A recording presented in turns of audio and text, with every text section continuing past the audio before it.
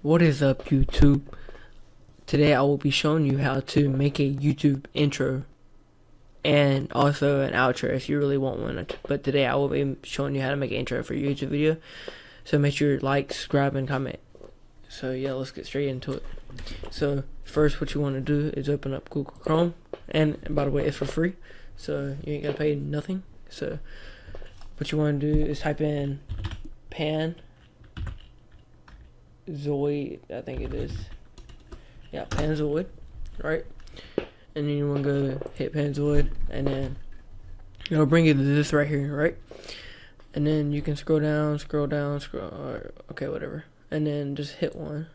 Open in Clipmaker. Okay, so then you want to go to all the way down to more creations, and then you can find all these intros that other people have made. So I'm just gonna find one right quick to show you how to do it. So I'm gonna pick this. Let's pick this one right here, I guess. Open up Clipmaker. Alright. So as you can tell, it shows you this, your name. That's where you're gonna put your name for your YouTube channel. So what you want to do is hit this I, and then you want to hit play. Hold on, let me change my audio. Alright.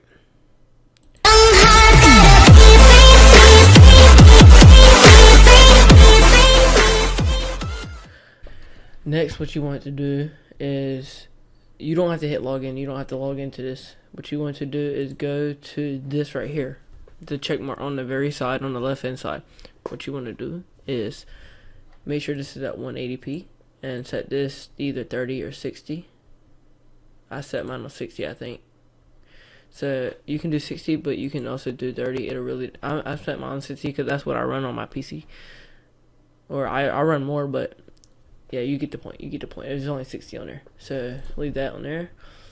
And then make sure this is between 8 to 10. So 8 to 10. I'm gonna set mine on 10 because that's what mine is on.